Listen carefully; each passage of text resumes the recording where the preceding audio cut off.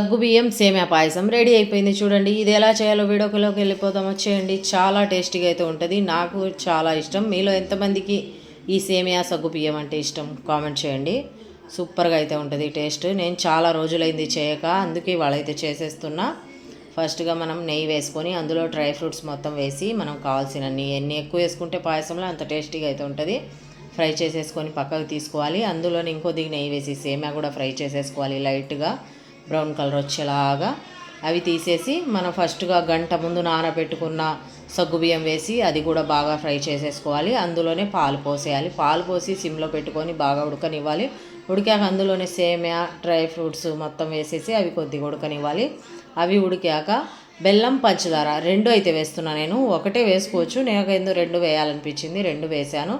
అందులోనే యాలక్కాయ పొడి వేసేసి కొద్దిసేపు మగ్గనివ్వాలి. ఒక 2-3 నిమిషాలు, అంటే అదంతా కరిగే వరకు. తర్వాత కావాలంటే మనం మిల్క్ మేడ్ వేసుకోవచ్చు, లేకుంటే అవసరం లేదు. సేమియా అయితే రెడీ అయిపోయింది. ఓకేనా? వీడియో నచ్చితే లైక్ చేయండి.